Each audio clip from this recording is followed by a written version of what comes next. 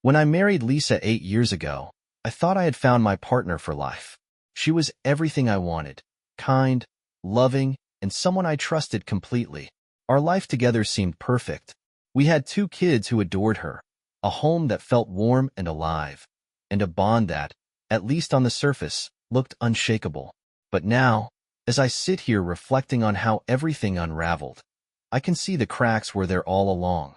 I just chose to ignore them. Lisa's family had always been important to her, but her relationship with her younger brother Ethan was different. He was 10 years younger than her, practically a kid when we first met. She had taken on a maternal role in his life when their parents were too busy with work to give him much attention. I admired her for that. It showed the kind of selflessness that made me fall in love with her. Ethan was the fun-loving type, the kind of guy who could charm his way out of trouble with a grin and a quick joke. He was easy to like, and I never had a reason to doubt the closeness they shared. At least, not until recently. When Ethan moved to our city for a new job, Lisa was thrilled. "He's finally growing up," she said with a smile that reached her eyes in a way I hadn't seen in a while. She insisted on helping him get settled, furnishing his apartment, stocking his fridge, even doing his laundry a few times. I thought it was sweet at first. She was just being a good sister, or so I told myself. But the more time she spent with him, the more I began to notice little things that didn't feel right. It started with the late-night phone calls. I'd come downstairs for a glass of water and hear her voice, low and soft, as she sat curled up on the couch. "It's just Ethan," she'd say when I asked about it. "He's having a hard time adjusting." And sure, that made sense. Moving to a new city can be tough, especially for someone as reliant on others as Ethan. But the way she spoke to him, the tone, the softness in her voice, it didn't sound like the way you talk to a sibling. It sounded different. Then there were the errands. Lisa would suddenly remember she needed to drop something off at Ethan's place, or pick something up for him. It happened so often that it became a running joke in our house. "What does Ethan need now?" I'd ask with a laugh, but she never laughed back. "He's my brother," she'd say defensively. "I'm just helping him out." At first, I believed her. Why wouldn't I? But the excuses started to pile up, and with each one, the unease in my chest grew stronger. The real turning point came when Ethan started coming over more often. Lisa would light up the moment he walked through the door. Her laughter, which had felt distant for months, suddenly became warm and full of life again. She'd make his favorite meals, pour him a drink, and sit close to him on the couch while they talked late into the evening. I tried to tell myself it was all innocent, that I was overthinking things. But the way she looked at him, the way her body language softened around him, it didn't feel like the dynamic between siblings. One night, as I sat alone in the living room after they had both gone out for a late dinner, I couldn't stop replaying every moment in my head. The late-night calls, the errands, the way her face lit up when he was around. It all felt wrong. I glanced at the family photo on the wall, taken during last year's Christmas. Lisa had her arm around Ethan, her smile radiant, but there was something about the picture that unsettled me now. It felt like I was looking at strangers, not the people I thought I knew. The kids didn't notice the shift in Lisa's behavior, or if they did, they didn't mention it. To them, everything seemed normal. Mommy was just helping Uncle Ethan, and Daddy was being too quiet lately. But inside, I was unraveling. Every time I saw Lisa pick up her phone and smile at a message, every time she left the house without telling me where she was going, it felt like another piece of my trust in her was slipping away. I wanted to confront her, to ask her what was going on. But every time I tried, the words caught in my throat. How do you even start a conversation like that? "Hey, are you spending too much time with your brother?" It sounded ridiculous, even in my head. And yet, I couldn't shake the feeling that something was happening right in front of me, something I didn't want to admit. The night that finally pushed me over the edge started innocently enough. Lisa had gone out to help Ethan with something, as she put it, leaving me alone with the kids. After putting them to bed, I wandered into the kitchen and found her phone sitting on the counter. She'd forgotten it, something she almost never did. My stomach tightened as I stared at it, 1,000 thoughts racing through my mind. I wasn't the kind of person who snooped through someone else's phone. In 8 years of marriage, I'd never even thought about it. But now, with everything that had been happening, The temptation was too strong to resist. I stared at Lisa's phone on the counter for what felt like an eternity. My hands hovered over it, trembling with hesitation and guilt. We'd been married for 8 years, and not once had I violated her privacy like this. But the unease in my chest had grown into something I couldn't ignore. I told myself I wasn't looking for betrayal, just reassurance. That's all I needed, proof that my suspicions were wrong, that I was overthinking. But as I unlocked the screen, my heart told me otherwise. The first thing I did was open her messages, scrolling past the usual chats with friends and coworkers. At first, everything seemed normal: plans for brunches, conversations about the kids, and casual exchanges about work. But then I saw Ethan's name. My thumb hovered over it, my chest tightening. The last time I felt this kind of dread was the night my father was rushed to the hospital. I tapped on the thread. What I saw made my stomach churn. Ethan, last night was fun. Can't wait to see you again. Lisa, me too. I needed that. You always know how to make me feel better. Ethan, I'll be at the apartment later if you want to stop by. Just text me when you're close. My head started spinning. At first, I thought, this has to be a joke. But the tone of their words, the intimacy behind them, wasn't something siblings would ever share. My hands shook as I scrolled further up the thread. There were photos. The first few seemed harmless, pictures of meals they'd shared, snapshots of their outings. But then came a photo of Ethan leaning against a bar, smirking into the camera with a drink in his hand. Lisa had sent a reply, "You look good." Always so confident. Another picture came next, one that made my breath catch. It was Lisa standing in front of a mirror, wearing a sleek black dress I'd never seen before. The message beneath it read, "Do you like it? I bought it just for you." I dropped the phone like it had burned me, staring at it as if it would come to life and confirm my worst fears. This wasn't happening. It couldn't be happening. My mind scrambled for some kind of rational explanation. Maybe this was a misunderstanding. Maybe the texts were taken out of context. But deep down, I knew better.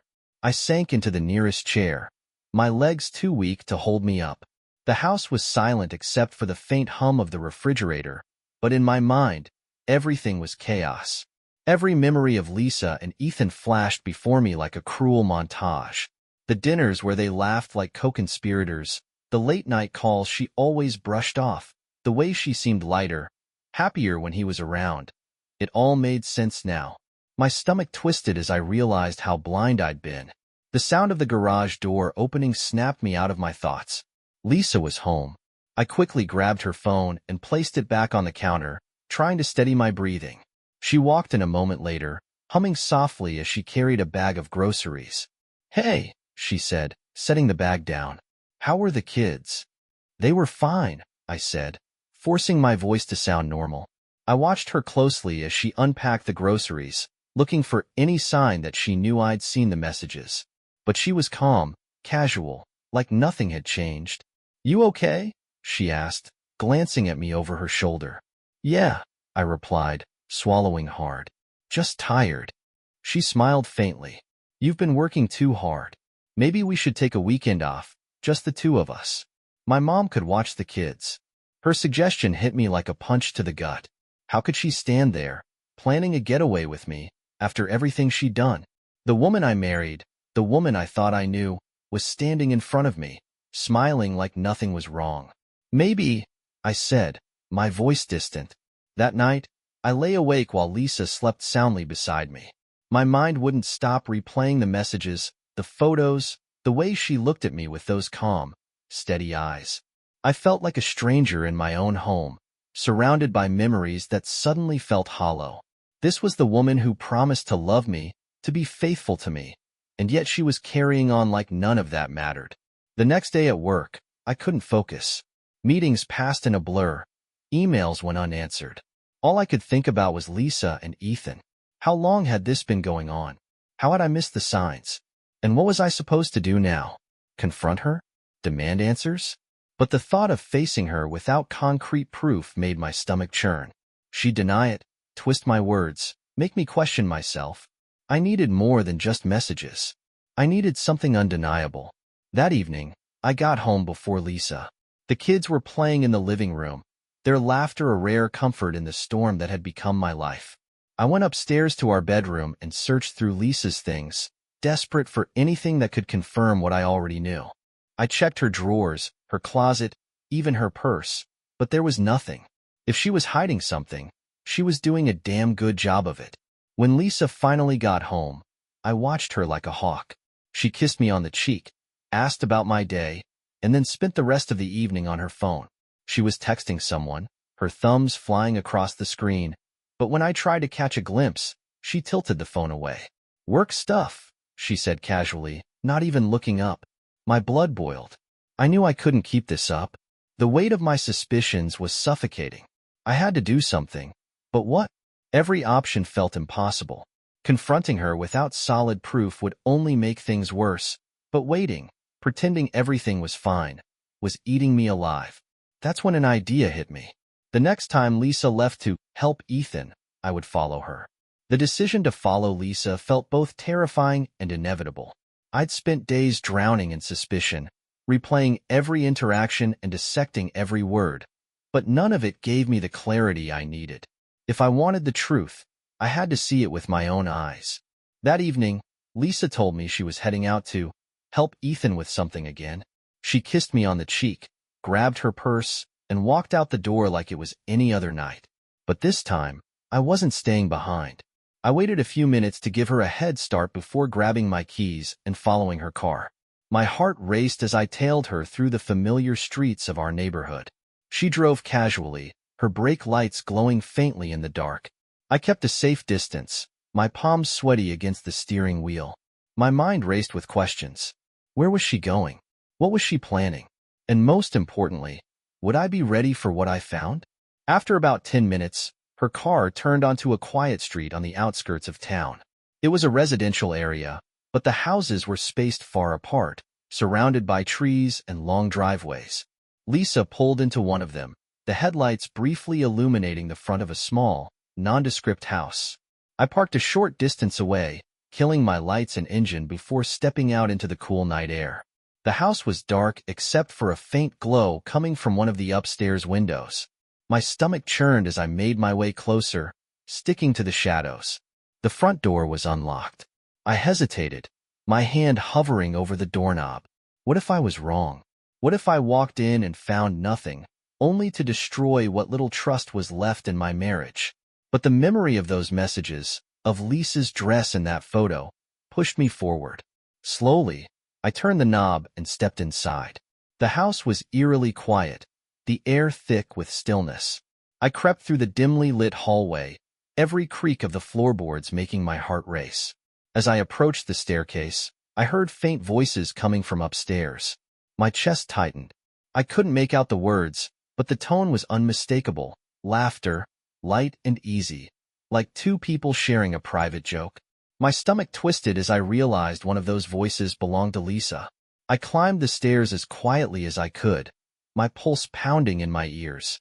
The voices grew louder with each step, the laughter mingling with low murmurs. At the end of the hall, I saw a door slightly ajar, a sliver of light spilling into the dark corridor. I moved closer, my breaths shallow, and peered through the gap. What I saw made my blood run cold. Lisa was sitting on a couch, her legs curled beneath her, wearing a dress I'd never seen before. Ethan was beside her, leaning in close, his arm draped casually over the back of the couch. They were laughing about something, their heads tilted toward each other in a way that felt too intimate for siblings. My chest tightened as I watched Ethan reach out, brushing a strand of hair from Lisa's face. She didn't pull away. Instead, she smiled, her hand resting briefly on his arm. I wanted to burst through the door, to demand an explanation, but my feet felt glued to the floor. I couldn't move, couldn't speak. All I could do was watch as the woman I loved sat there with her brother, looking at him in a way she hadn't looked at me in months. Then Ethan said something that made Lisa laugh, and she playfully smacked his arm. "Stop it," she said, her voice light and teasing. "You're ridiculous." "Come on," he replied, leaning closer. "You know you love it." My heart shattered as I realized the truth.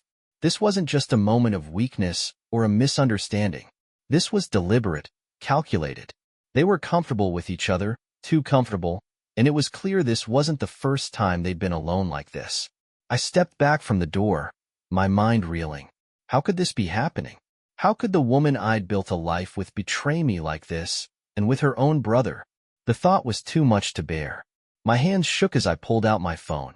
I couldn't confront them, not yet. I needed proof. I opened the camera app and pointed it at the crack in the door. My hands were unsteady, the video shaking as I hit record. I captured the way Lisa laughed, the way Ethan's hand lingered on her arm, the way she leaned into him like it was the most natural thing in the world. Every second felt like a dagger to my heart, but I forced myself to keep recording. Suddenly, the door creaked open slightly, and Lisa looked up. Her eyes widened when she saw me, her smile fading in an instant. "Look," she said, her voice sharp with surprise. Ethan turned to look at me, his expression unreadable. For a moment, the three of us stood frozen, the air between us heavy with tension. I finally found my voice, though it came out as little more than a whisper. "What the hell is going on here?" Lisa stood quickly, smoothing her dress with trembling hands. "It's not what it looks like," she said, her voice unsteady. "Then tell me what it is," I snapped, my anger rising. "Because from where I'm standing, it looks like you've been lying to me. Both of you." Ethan stood as well, his posture defensive. "Calm down, man," he said, his tone far too casual for the situation. "You're making a big deal out of nothing." "Nothing?" I laughed bitterly. "This is nothing to you?"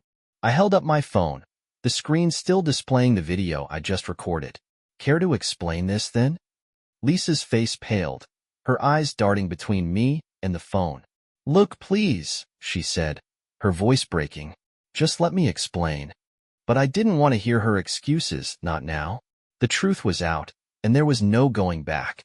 Lisa stood there, frozen in place, her face pale as if the life had been drained from her. Ethan, on the other hand, looked calm, too calm for what had just unfolded. His lack of reaction only fueled the fire burning in my chest. "I'm waiting," I said, my voice low but trembling with barely contained rage. "Explain this." I held up my phone, the evidence glaring back at them both. Lisa opened her mouth to speak, but no words came out. Her hands fluttered nervously, smoothing her dress, then clutching at her sides as if she didn't know what to do. "It's not what you think," she finally stammered, her voice trembling. "Don't insult me by saying that," I snapped. "I saw you. I heard you. What else am I supposed to think?" Ethan finally stepped forward, his hands raised in a mock gesture of peace. "Look, man, you're blowing this out of proportion," he said, his tone infuriatingly dismissive. "We were just joking around." "It's not like that." "Joking around?" I said, my voice rising. "You think this is a joke? The late-night calls, the messages, the photos? You've been sneaking around behind my back, and you want to call it a joke?"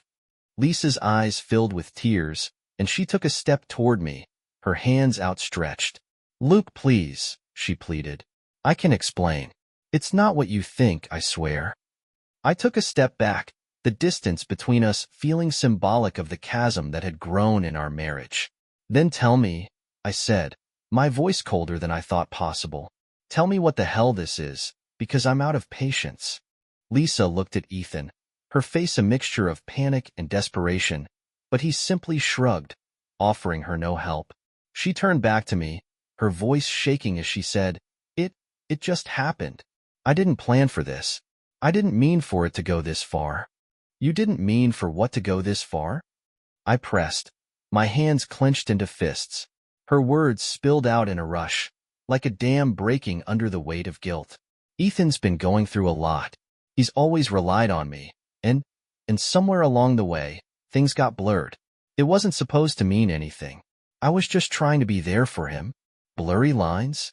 I said, my voice dripping with disbelief. "You think this is about blurred lines? You're his sister, Lisa.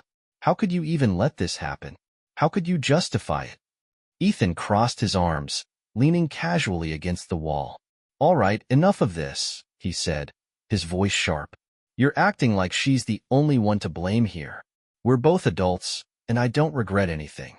So drop the self-righteous act, Luke. I turned on him, my anger boiling over. Don't you dare speak to me about self-righteousness. You came into my home, ate at my table, played with my kids, and all the while, you were doing this? With your own sister? What kind of person are you? Lisa grabbed my arm, her grip surprisingly firm. Stop it, she said, her voice breaking. Don't turn this into something it's not. Something it's not? I laughed bitterly. I saw everything, Lisa. I saw how you looked at him, how you touched him. You didn't even bother to hide it. Do you think I'm stupid? That I wouldn't notice? Or did you just stop caring? Tears streamed down her face now, and for a moment, I thought she might collapse under the weight of it all. But then she straightened, her expression hardening. You're not innocent in this, Luke, she said, her voice sharp. You're always at work, always distracted. I felt invisible in our marriage. I didn't know how to handle it, and Ethan was there for me when you weren't. Her words hit me like a slap, the betrayal twisting deeper. So it's my fault now? I asked, my voice low. You cheated on me with your brother, and you want to blame me? You could have talked to me, Lisa. You could have told me how you felt. But instead, you chose this. You chose to destroy everything we built. The room was heavy with silence, the weight of everything that had been said pressing down on us. Ethan shifted uncomfortably, and for the first time, I saw a flicker of uncertainty in his eyes. Lisa wiped her face, her tears smearing her makeup, but she didn't say another word. I looked between the two of them, my chest tight with a mixture of rage and heartbreak. You're both disgusting, I said finally, my voice hollow. I can't even look at you right now. I turned and walked out, slamming the door behind me. The cool night air hit me like a wave, but it did little to calm the storm inside. My mind raced with everything I'd seen, everything I'd heard. I didn't know what to do next, but one thing was clear. There was no going back from this. I drove aimlessly through the dark streets, my hands gripping the steering wheel so tightly my knuckles ached. The silence in the car was deafening, broken only by the occasional sound of the tires on the pavement. My mind raced, replaying every word Lisa had said, every excuse she had made, every look she had shared with Ethan. It felt like I was living in a nightmare I couldn't wake up from. My wife, the woman I had trusted with my heart and my life, had betrayed me in the worst possible way. And her excuse? I hadn't been there enough. I pulled into an empty parking lot and turned off the engine, staring blankly at the dashboard. The weight of everything that had happened pressed down on me, making it hard to breathe. I thought about the life we had built together, the memories we had shared, the plans we had made for the future. And now, all of it felt like a lie. How long had this been going on? How many times had she lied to my face while sneaking around with her own brother? The thought made my stomach churn. I grabbed my phone, scrolling through my contacts until I found the name I was looking for. Paul Richards. He was an old friend of mine, a detective who had seen his fair share of messy situations. If anyone could help me figure out what to do next, it was him. I hesitated for a moment, my thumb hovering over the call button. Did I really want to involve someone else in this? Did I want to expose Lisa and Ethan for what they had done? But the more I thought about it, the more I realized I couldn't handle this alone. I pressed the button, and Paul picked up on the second ring. Luke? It's late. What's going on? His voice was groggy, but there was a hint of concern. Paul, I said, my voice shaking. I need your help. It's about Lisa and Ethan. There was a pause on the other end of the line. What happened? He asked, his tone suddenly serious. I hesitated, the words catching in my throat. I caught them. Together. It's bad, Paul. Really bad. Paul let out a low whistle. All right. First, take a deep breath. Where are you right now? In my car. I left the house. I couldn't stay there. Good, he said. You did the right thing. Look, I'll come meet you. Just send me your location. I texted him the address of the parking lot, and within 20 minutes, he pulled up beside me. He got out of his car, a concerned look on his face as he approached. Talk to me, he said, sitting down in the passenger seat. I told him everything, the messages, the photos, the confrontation. As I spoke, the disbelief on his face turned to anger. That's disgusting, he said, shaking his head. I don't even know what to say, Luke. I can't imagine what you're going through. I don't know what to do, I admitted, my voice barely above a whisper. Part of me wants to just walk away, take the kids, and leave them to rot. But another part of me, I want them to pay for what they've done. They can't just get away with this. Paul nodded slowly. I get it. And if you want to pursue this legally, I'll help you. But you need to think about what's best for you and the kids. This is going to get messy, no matter what. I stared out the windshield, his words sinking in. He was right. Whatever path I chose, it would come with consequences. But I couldn't let Lisa and Ethan destroy everything without facing the repercussions. Paul pulled out his phone, scrolling through his contacts. There's someone I know who can help. He's a private investigator, discreet but thorough. If you want to gather evidence, he's your guy. I nodded, feeling a flicker of hope for the first time all night. Do it. Call him. Paul made the call, setting up a meeting for the following morning. As he hung up, he turned to me. We'll figure this out, Luke. You don't have to go through this alone. For the first time in hours, I felt a small measure of relief. I didn't know what the future held, but at least I had a plan. I wasn't going to let Lisa and Ethan's betrayal define me. I was going to fight back. The next morning, I met with the private investigator Paul had recommended, a sharp-eyed man named Victor who wasted no time getting to the point. I handed him Lisa's messages and the video I had recorded. His expression didn't change as he flipped through the evidence, but his efficiency was reassuring. This is enough to start with, he said, his tone brisk. Give me a few days, and I'll have everything you need. Those days were some of the longest of my life. I went through the motions of work and parenting, but my mind was elsewhere, consumed by the betrayal that had upended everything. Lisa stayed out of my way, her demeanor quiet and subdued. She seemed to sense that her excuses no longer mattered. Ethan, thankfully, had disappeared. I didn't care where he was, so long as he stayed far away from me and my family.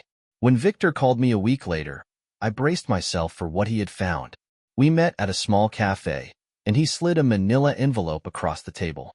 This should be more than enough for any legal proceedings, he said. Inside were photos, phone records, and additional messages that painted a damning picture. It wasn't just Ethan. There were others. Lisa had been living a double life for years, her betrayal far deeper than I had imagined. The realization hit me like a freight train. It wasn't just about Ethan anymore. This was about a woman I thought I knew, someone I had trusted with my heart and my children, who had systematically torn apart the foundation of our marriage. But as much as it hurt, there was a strange clarity in finally knowing the truth. Armed with Victor's evidence, I met with a lawyer. The divorce papers were drafted quickly, and I made it clear that I would be seeking full custody of the kids. Lisa tried to fight it at first, pleading with me to reconsider. Don't do this, look, she said one evening, tears streaming down her face. I made mistakes, but I'm still their mother. You made choices, Lisa, I replied, my voice firm. You didn't just hurt me. You destroyed our family. I won't let you drag the kids through your mess. The court battle was brief. The evidence against Lisa was overwhelming, and the judge sided with me. She was granted supervised visitation, but her presence in our lives became a faint shadow. The kids, too young to understand the full scope of what had happened, adapted quickly to the new normal. They were my anchor, my reason to keep moving forward. In time, I sold the house and moved to a new city with the kids. It was a fresh start, one we desperately needed. Life wasn't perfect, but it was better. I focused on being the best father I could be, pouring my energy into giving the kids a stable, happy life. The wounds Lisa left behind didn't heal overnight, but each day, they hurt a little less. Occasionally, I heard whispers about her and Ethan. Their relationship, whatever it had been, imploded after everything came to light. Ethan moved out of state, and Lisa seemed to fade into obscurity. The last I heard, she was struggling to keep a job, living in a small apartment far from the life we had built together. It should have brought me satisfaction, but instead, it just felt empty.